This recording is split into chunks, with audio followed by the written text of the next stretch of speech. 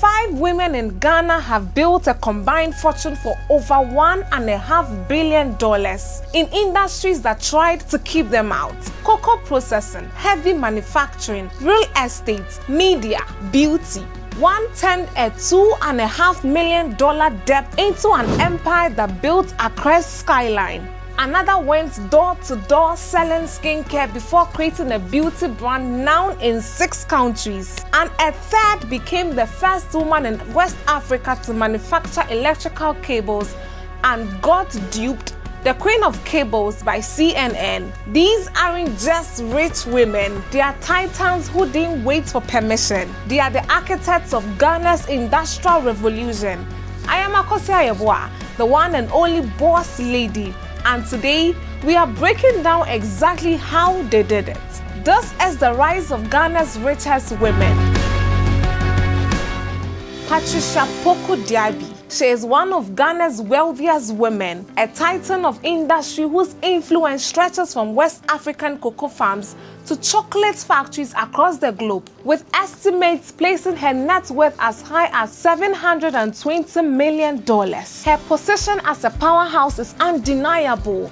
Her company, Plot Enterprise Group, is a result of a revolutionary idea. Instead of just exporting raw cocoa beans like selling flour, she decided to bake the cake in Ghana, keeping the real value on the continent. Her journey didn't start in a boardroom. It began with hands-on experience in her family's trading and transportation business. This early education in logistics and commerce was a practical MBA no university could offer, teaching her the business from the ground up. Her master stroke came when she stopped just trading cocoa beans and started processing them herself. She built the engine of her operation, Plot Enterprise Group Limited, a state-of-the-art cocoa processing plant in Accra, valued at an estimated $90 million. The plant can process 32,000 metric tons of cocoa annually, turning raw beans into valuable cocoa liquor, butter, and powder,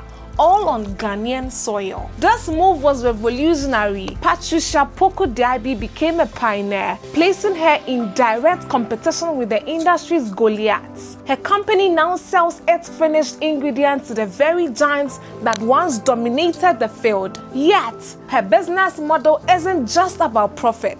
It's rooted in sustainability and fair trade, ensuring the farmers who grow the crop aren't left with just the crumbs. Patricia Poku-Diaby's impact goes beyond her company's balance sheets. She didn't just crack the glass ceiling in one of the world's most challenging industries. She bulldozed a highway through it for others to follow. Her legacy isn't just in the chocolates we consume, but in the opportunities she has created and the generations she has inspired. Grace Amey-Obeng, the beauty pioneer who started with $100 in the 1980s. A young Grace Amey-Obeng returned to Ghana with a clear vision and a tiny budget. Just $100. She saw women using harsh skin-damaging bleaching creams, a problem she called alarming. People were unknowingly poisoning their own skin, and she knew she had the antidote. That $100 investment, like a single seed, was the start of a beauty empire that would redefine beauty standards in Ghana. Grace Amey-Obeng is the founder and CEO of the Forever Clair group of companies, with an estimated net worth of around $100 million. The true value of an enterprise in the life she has transformed. Her journey began not in a fancy shop, but by going door to door with her bag as a mobile clinic, advising women on proper skincare and warning them of harmful products. This grassroots approach gave her a deep understanding of her customers' needs. She realized that imported beauty products were often unsuitable for black skin and too expensive for the average Ghanaian woman. That's when she had her big idea. Creating her own line of cosmetics, she developed Forever Clair, a range of products designed for black skin and made locally to be affordable. What started as a one-woman mission grew into a multi-branched empire. Today, the FC Group includes the FC Skin and Beauty Clinic, FC Cosmetics Industries, and FC Perfumery and Cosmetics. Her products are now sold across Ghana and exported to countries like Nigeria, Switzerland, and the United Kingdom. But Grace Amey-Obeng's most enduring legacy might be in education. Knowing that an industry needs a skilled workforce, she founded the FC Beauty College, Ghana's premier beauty therapy training institution. The internationally accredited college has empowered thousands of young women with professional skills. She didn't just build a business, she grew an entire forest of female entrepreneurs. Through her foundation, she mentors and offers vocational training to vulnerable young girls, giving them a path out of poverty. Quartey-Papafio, the queen of cables every modern economy runs on par, flowing through cables that act as the country's veins and arteries. In Ghana, many of those essential cables come from a company founded by Quartey-Papafio, a woman who dared to enter a tough industrial sector, aka the queen of cables. She's a pioneering industrialist and the founder of the Reroy group.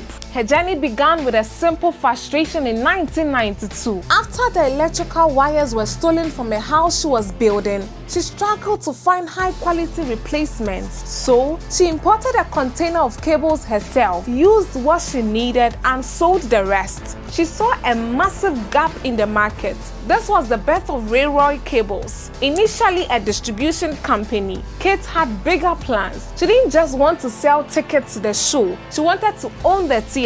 Driven by an unrelenting spirit, she made the leap from distributing to full-scale manufacturing, a move almost unheard of for a woman in the region at that time. She became one of the first women in West Africa to establish her own cable manufacturing company. Today, the Reroy Group is a powerhouse with an estimated net worth of $250 million. It has expanded beyond cables to including Reroy Power, Reroy Metals, and Reroy Energy, offering complete solutions for the power sector. Reroy's products now power Ghana and are exported across West Africa, reducing dependence on foreign imports and creating vital local jobs. Quartey-Papafio has earned numerous accolades, including the Ernest and Young West Africa Entrepreneur of the Year award. Her success shatters the stereotype that heavy industry is a man's world, proving women can lead and innovate at the highest levels of manufacturing. She didn't just build a company, she built the very infrastructure a nation needs to progress. Theresa Oppong-Beeko, the visionary shaping Accra's skyline. If you look at the skyline of Accra, you are seeing the work of Theresa Oppong-Beeko. As the founder and president of the Manet Group, she's a real estate magnate who has literally shaped the city's landscape. Her journey is a dramatic story of turning colossal failure into monumental success, like a phoenix rising from the ashes to build an empire in the sky. Her entrepreneurial path began not with property, but with an early fashion venture that ended in disaster, leaving her with a debt equivalent to $2.5 million today. For most, that would have been a knockout punch, but for Theresa, it was a crucial lesson. Undeterred, she returned to university, earned an MBA, and graduated as the best marketing student. With a new degree and a roll of iron, she stepped into the male-dominated world of real estate and construction, an arena few women dared to enter. Her first project was a huge success and laid the foundation for an empire. Over the decades, the Manet Group has become one of Ghana's most respected real estate conglomerates, with some estimates placing her net worth at around $420 million. The group's portfolio includes Manet Housing, which has built over 1,800 homes, the Manet Paradise Hotel Resort, and Manet Construction. Perhaps the most iconic symbols of her success are the Manet Towers, landmark office complexes in Accra's prestigious airport city. From the depth of a massive depth to the highest of Accra's skyline, Theresa Oppong-Beeko has built more than just buildings. She has built a legacy of resilience.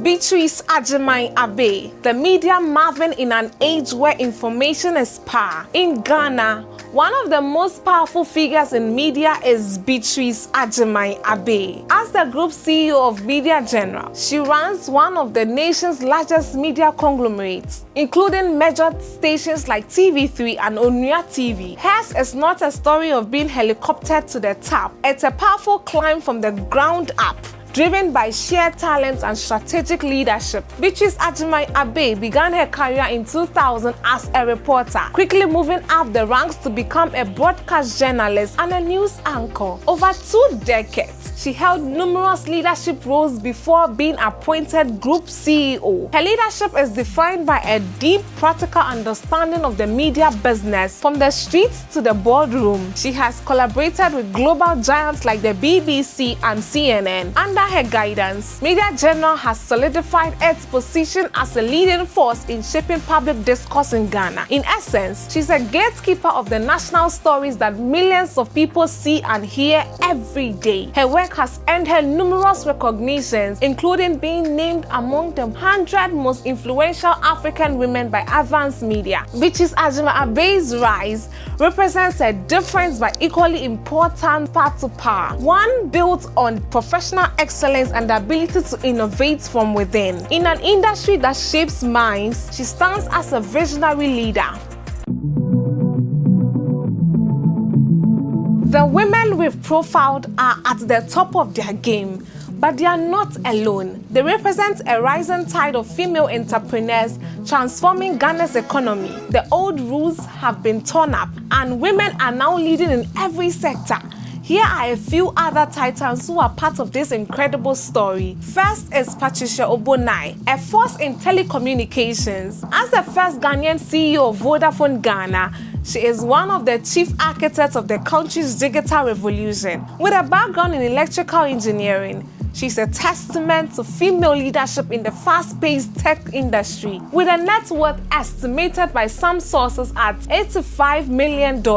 And then there is Gifty Lamte, a formidable entrepreneur and philanthropist. As CEO of the Sidalco Group, with a reported net worth of around $135 million, she took what was a family business and cultivated it into a sprawling corporate enterprise with interest in agrochemicals, construction, and more. In the rugged, male-dominated mining sector, Joanna Jan Kujo has emerged as a bold entrepreneur. As the founder of Golden Empire Legacy Limited, she has carved her own territory in the gold trading industry. Starting as a small-scale miner, she has worked her way up, navigating a complex business and aiming to change its narrative. And no discussion of influential Ghanaian women is complete without Nanama McBrown, a beloved actress and media personality. She has masterfully turned her fame into a business engine. One of Ghana's most sought-after brand ambassadors, she has moved from simply endorsing products to creating them,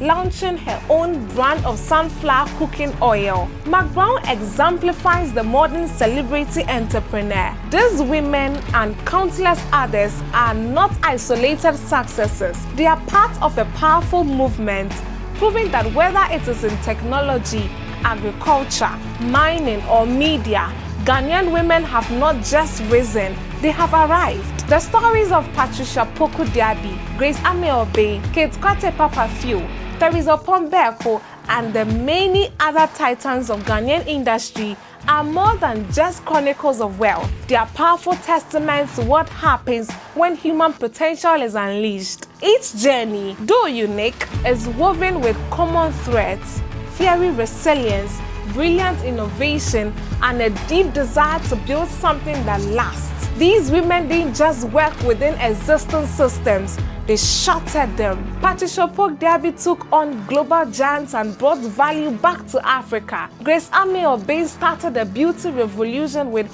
$100 and a mission to heal. Quartey-Papafio saw a missing piece in her country's infrastructure and forged it herself. Theresa Oppong-Beeko stared down crushing debt and rose to build the skyline of her city. Their social impact is perhaps their greatest legacy. They have become the role models a new generation of Ghanaian girls can look up to. On the old maps of industry, many fields were marked off limits for women. These titans simply ignored those maps and drew their own, showing that a woman's place is wherever she decides it to be, in the boardroom, at the head of a factory, or leading a media empire.